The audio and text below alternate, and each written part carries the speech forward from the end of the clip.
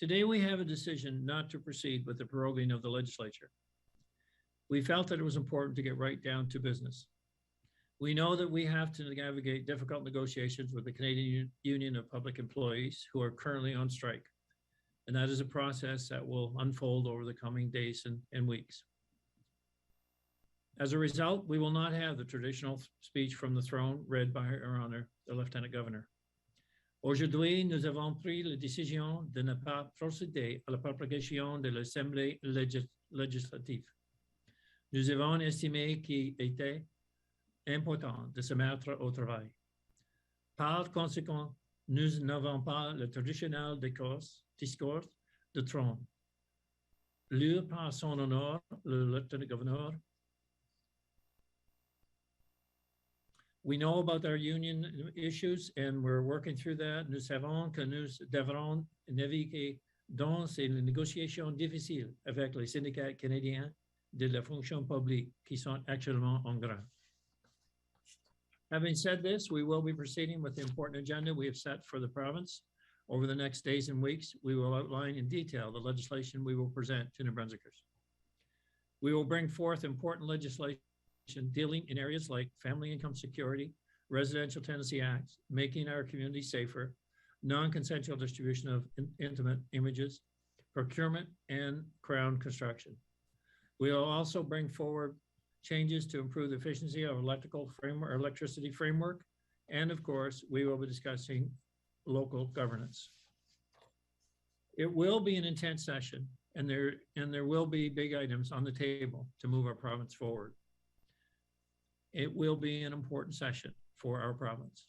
Ce sera une session très intense, et ce sera une session importante for notre province.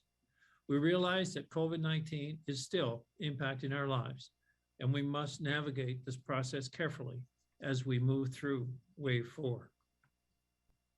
Thank you. Merci. Thank you, Premier. Merci, Madame la Ministre. We'll now proceed with questions from the media. Nous allons maintenant procéder aux questions des journalistes. As I mentioned earlier, each reporter will have one question today. You are invited to ask the question in the official language of your choice. Comme mentionné plus tôt, chaque journaliste aura une question aujourd'hui et vous sommes invités à poser vos questions dans la langue officielle de votre choix. Also, again, just as a reminder, there is an interpretation button at the bottom of the screen, as I explained earlier, for you to use if you would like. Comme j'ai mentionné aussi plus tôt, il y a un bouton pour interprétation au-dessus de votre écran si vous voulez utiliser. Avec cela dit, with that said, we'll go to the first question from Vicky Hogarth for CHGO TV. Thank you, Tyler. Premier Higgs, can you explain a little bit about how COVID-19 testing and vaccination clinics are being affected by the strike? And do you think there will be a significant and negative effect on New Brunswick's recovery from COVID-19 during what is obviously a severe fourth wave for us? Well, certainly it's a concern for us, and that situation has been monitored very carefully, and mitigation steps taken throughout the last 4 days of this strike. There are impacts on testing, but at this stage we believe we do have an accurate count on the situation. We certainly see the numbers improving, consistent with what we've seen over the last several days. Cases, running in the 30 range. But our overall counts for the recovery is coming down, and we're just over 500 at this point. And hospitalizations continue to drop, as well as numbers in ICU. So at this stage, we still see the progress of our COVID-19 circuit breaker measures, and we believe we can certainly continue to monitor that progress. And at this stage, we do not see that being turned around by the current activities in healthcare. But I do emphasize that we have had issues around screening for people that are coming into hospital. We have had issues around vaccine clinics. So we will mitigate those as long as we can. But at the point where we find that we are either not doing what's necessary to protect New Brunswickers, we will have to take the necessary steps to deal with that. Thank you. Laura Brown, CTV. Hi, Premier. I'm wondering, can you walk us through your plans, I guess, for the coming days? Are you planning for certain legislation to come down the pipe Well, certainly with the plan that we have in place right now, we basically are looking at a new legislation that we're bringing in. And as I mentioned, the Family Income Security, the Residential Tenancy Act, our Community Safer Communities Act, non-consensual distribution of intimate images, our procurement and construction. We also have coming forward the local governance and improvement in the efficiency of the Electricity Act. So, or the framework. So these are big items that are on the table, but I have to say that, this change in the norm in relation to the throne speech, we will want to bring our throne speech forward in later weeks, not define exactly when that'll be, but we will also need to ensure we have flexibility in the House as we navigate this strike situation that we find ourselves in with CUPE. Thank you. Maude Montembeault, Radio-Canada. Bonjour, Monsieur le Premier ministre. J'aimerais savoir, est-ce que l'offre salariale qui a été déposée est finale et complète ou vous êtes prêt à des assouplissements? Et sinon, quel espoir ça laisse aux parents de toute la province?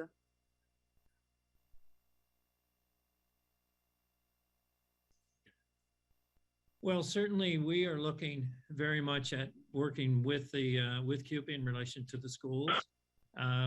Unfortunately, the position that we had was that we were facing significant disruption anywhere at any time with minimal notice. So the position we took on the schools was saying, okay, well, we had to stabilize this. So while it is certainly inconvenient for parents, I would say more than inconvenient, it is certainly something they can plan on day to day versus what was being imposed by the CUPE leadership of they could strike anywhere at any time without any notice. And for the first day, like back last Friday, the notice wasn't given until wee hours of the morning, or if not even early morning. So it was certainly not anything that could be planned.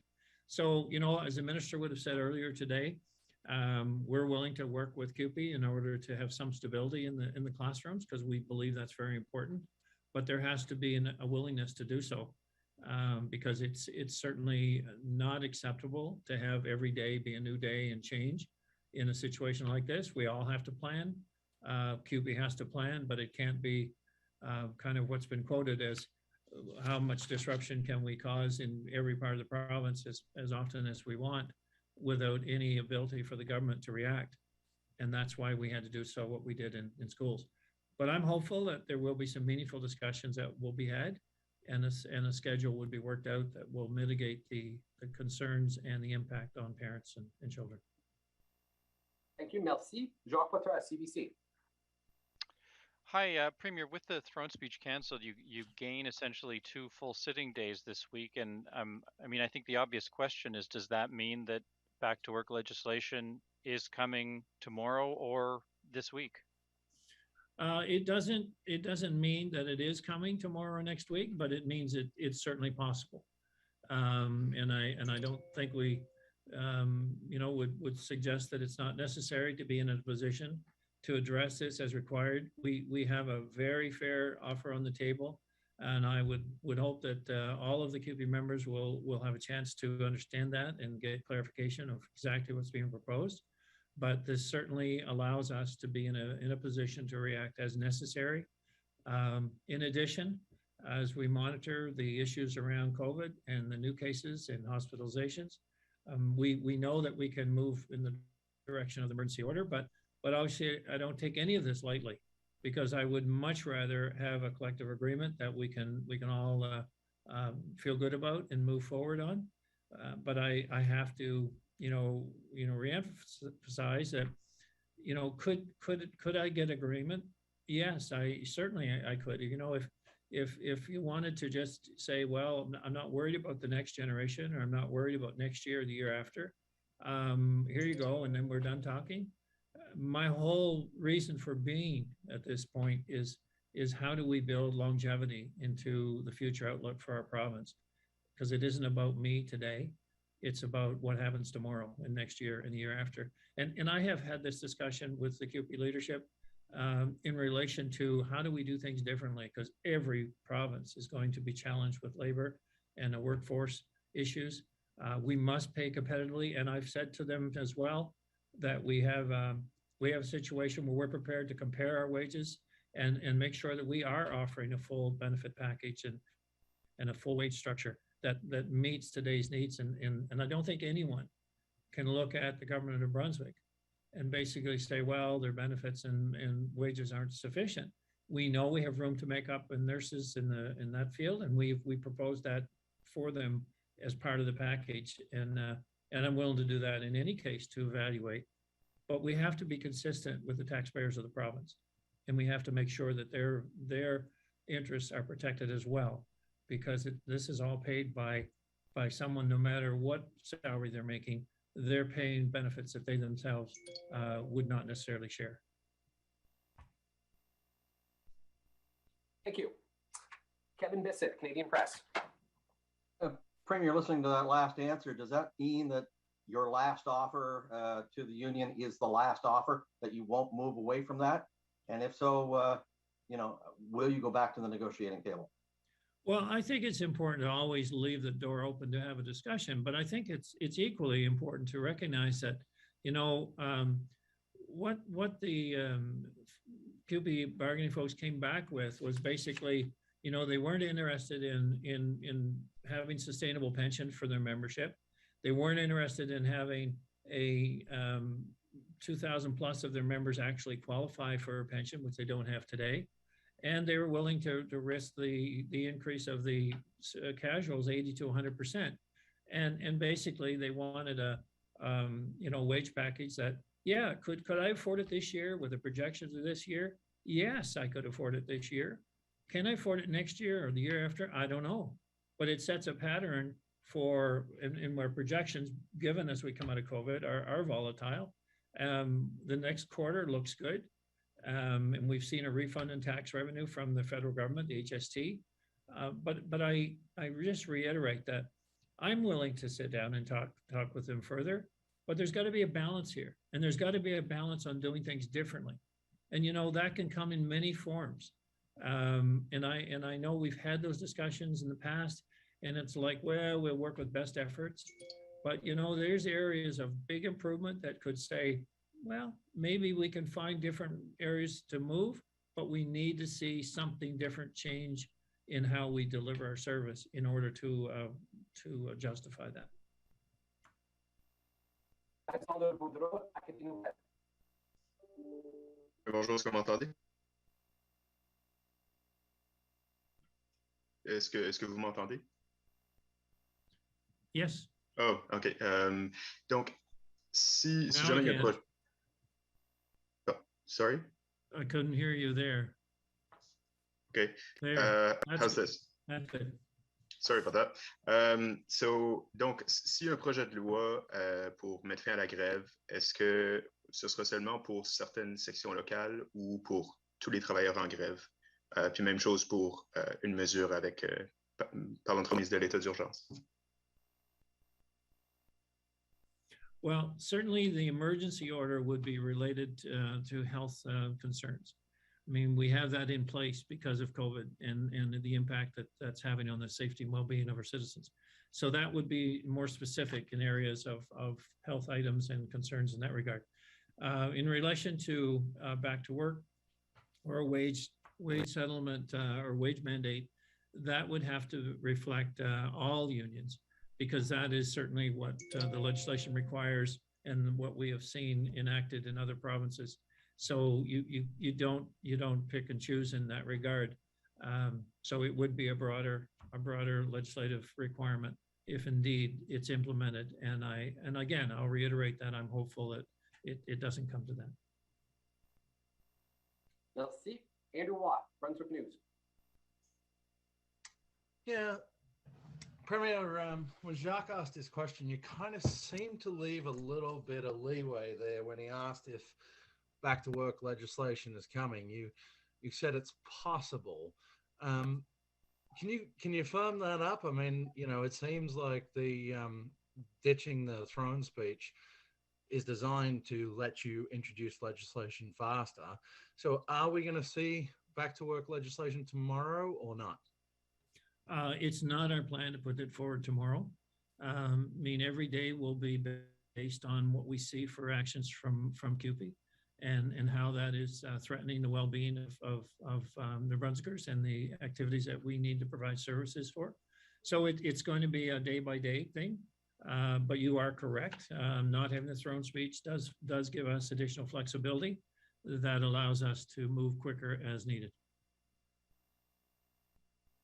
Thank you. Pascal Rechnog, Radio-Canada. Bonjour, Monsieur Higgs. Ma question est à peu près dans la même veine que celle de Andrew Waugh et de Jacques Poitras. J'aimerais savoir, c'est par rapport au discours du trône, est-ce que la flexibilité et la rapidité pour adopter une loi spéciale a été un facteur dans votre décision de ne pas avoir de discours du trône? Yes, it was a factor. There are other considerations, and I guess, you know, a throne speech is basically a time to lay out the programs, not only that have been successful in the government, but also what the plans are for the future. And I guess the point of us being in this strike situation at this time would mean that the throne speech and the great things that are there and the great potential we have as a province would all get lost in the discussion. And so you kind of say, well, okay, if however it's going to get lost, and then we're in a position that makes it more difficult to react to the CUPE's actions, then why would we do it right now? What would be the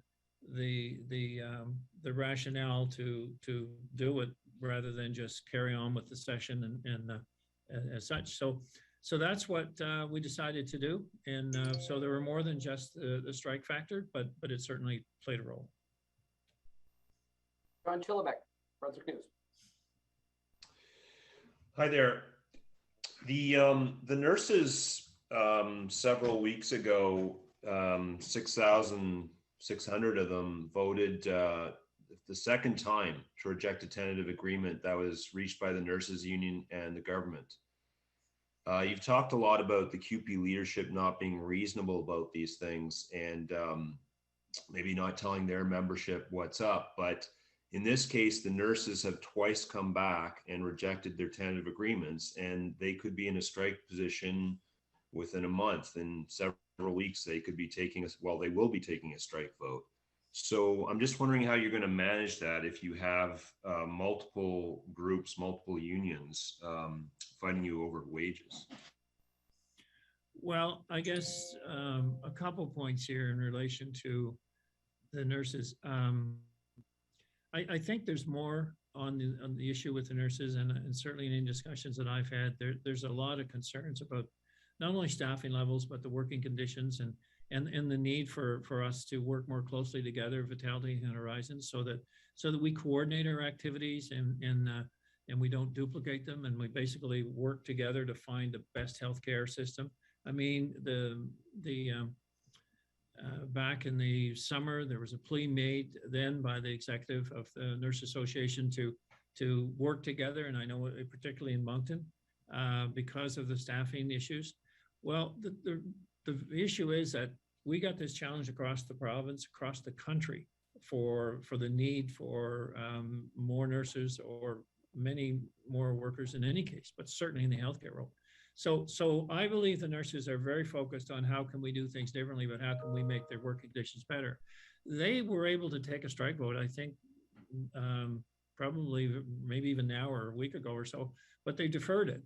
So I guess they're probably waiting for the outcome of the CUPE negotiations. But I also think that given the fact that the LPNs are with the nurses at this point, and we've said to those groups that we want to look at their salaries and ensure they're competitive. And in fact, in the nursing contract, we basically reflected that as an immediate raise that was outside of the general increase. So I guess I'd like to think that we can find a solution with the nurses, but I don't want to, take a hypothetical situation that we would be in this with all groups. I'd like to think that that won't happen, but I guess I'll have to deal with that if and when it does. Thank you. Erica Butler, CHMA. Thanks very much. Premier Higgs, you've said before that you felt this was about the move to shared risk pensions for CUPE. Does that mean that you have flexibility on wages if you can get a concession on shared risk pensions? Well, let's just say that the fixing the pension is a requirement because we have not only pensions that aren't sustainable, but we have pensions that people don't even qualify for within the CUPE group in the EAs, and I don't think that's right either. So what we've put on the table here is actually the ability to deal with both. And it's really unfortunate that the leadership does not recognize how important that is to their membership, and why they would say to all New Brunswickers that 65% who don't have a pension would be forced to pay the differential. I do believe it's a national issue. I believe that it's CUPE national drive in this, and I know there's been questions about whether that's real or not, but I think it's very real. And we need agreement at the table because, you know, we fixed the pension, or we legislated pensions back in 2012 or 2014 actually. And those pensions have worked really well. And they worked through the whole issue with this major pandemic, and they're still strong, and everyone has a pension, and it's secure. And so there's no rationale for not moving forward in this way, other than a national belief that, well, you know, government will just, and the taxpayers will always cover the difference. And, you know, that's not fair to taxpayers in the province. So we have to address that. As far as the wage package, you know, I've said this to them, you know, let's find a different way to deliver our service. Let's look at the comparative models, and let's be reasonable. I guess what concerns me the most is there isn't a time in our history, more than now, then we need a different view on how we deliver services for the province and for the people. We are faced with not only a crisis in healthcare that beyond the pandemic, but a crisis in personnel and the number of people that are going to be able to deliver service. And we need people to think every day about, you know, how thankful we are to live here in this great province, but how we can do our job differently. And I believe that most, union leaders want to be part of a success story. And I believe many of the CUPE leaders want to be part of that success story. But when the national influence comes on the scene, it doesn't seem that translates into what's right for New Brunswick. And that's my concern. We need that step change because we must think differently if we're going to be a province that continues to move forward in a progressive way and bounces out of COVID like no other province is doing. And we are on that cusp. And that's why I can't let us sink into the same routines that we've had for years and years in negotiations. You know, just pay whatever and let it fold. It's not just about the dollars, because yes, we can afford it this year. I don't know what we can do next year, and it depends on the next wave and the next wave and how we really recover from COVID. And I just don't want to subject to something that I can't accurately get some handle on. I don't want to subject the future generations to that. Thank you, Premier. Thank you, Erica. That concludes today's news conference. Ça c'est conclu la conférence de presse pour nous aujourd'hui. Merci.